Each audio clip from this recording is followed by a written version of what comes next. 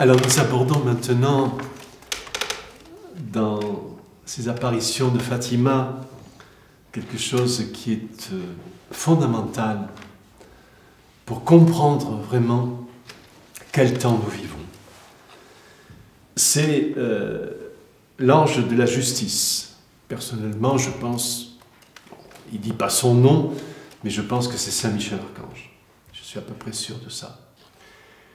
Et Saint Michel Archange, avec son épée, on va écouter la description justement, il lève une épée de justice sur le monde.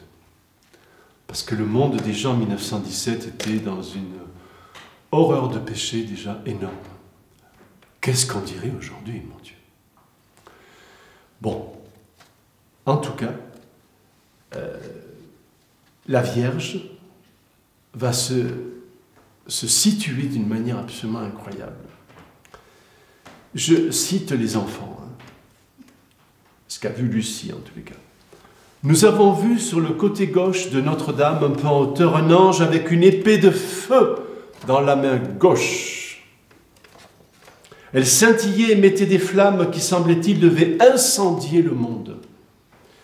Mais elle s'éteignait au contact de la splendeur qui émanait de la main droite de Notre-Dame en direction de lui.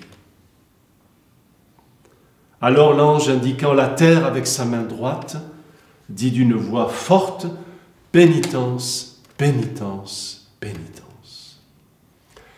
Évidemment, dans le monde soft dans lequel on est, qu'est-ce que c'est que ce message? Voilà. Et je te le dis à toi qui m'écoutes, mais qui écoute surtout la Sainte Vierge à travers moi, réveille-toi. Ce monde soft est trop souvent un monde qui nous englue dans le péché, qui normalise le péché, qui est notre ennemi, parce que le péché, c'est notre ennemi. C'est contre la vie éternelle. Alors, il se dégage de cette vision une menace, et nous voyons que la main de Marie arrête cette menace. 100 ans avant, cela s'est passé. Qu'est-ce qui se passe aujourd'hui? On serait bien étonné de ce qui peut se passer aujourd'hui, parce que il y a comme un glissement dans la vision que Lucie a eue un peu plus tard, donc où l'ange, de fait, il y a des flammes qui s'échappent de son épée de feu et qui touchent l'axe de la terre. Donc, dans cette vision, tellement importante dans l'histoire de l'Église, d'un côté, il y a Marie qui arrête, mais 100 ans après, dans une certaine révélation que Lucie a eue, de l'interprétation de cette vision, c'est comme si un peu pendant 100 ans la Vierge avait arrêté, puis que là elle n'arrête plus. Alors c'est vrai que ça pose des grosses questions, on dit mais qu'est-ce qu'elle fait, pourquoi elle n'arrête plus? C'est peut-être que le péché du monde est arrivé à un tel degré que le châtiment n'est peut-être pas si loin. C'est la question en tous les cas que je me pose, ce n'est pas une prophétie évidemment, parce qu'il faut vivre au jour le jour, toujours dans l'espérance. Mais cette vision de Sœur Lucie est quand même très bouleversante.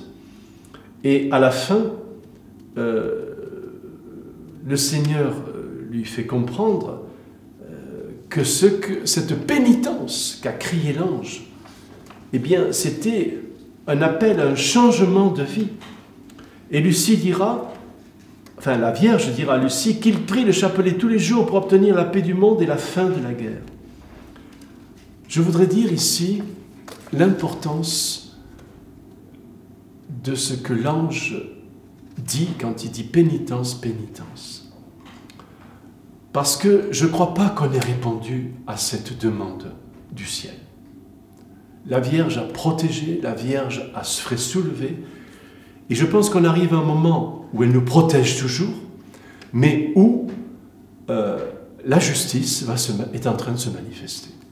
Et c'est ce que disait aussi, d'une certaine manière, Jésus à Sainte Faustine, quand il dit que c'est le temps de la miséricorde, mais que c'est un temps, et que viendra ensuite le temps de la justice. Alors, frères et sœurs qui m'écoutez, je suis peut-être désolé de dire des choses comme ça, parce que ça peut nous faire peur, on peut se poser des questions, mais je pense que tout ce langage qui vient du ciel, c'est un langage pour nous réveiller. Que tout est toujours possible à chaque instant.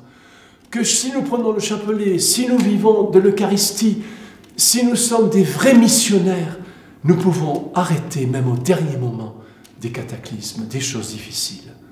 Parce que de toute façon, toutes les guerres ne sont que la conséquence du péché de l'homme, tout le temps, tout le temps.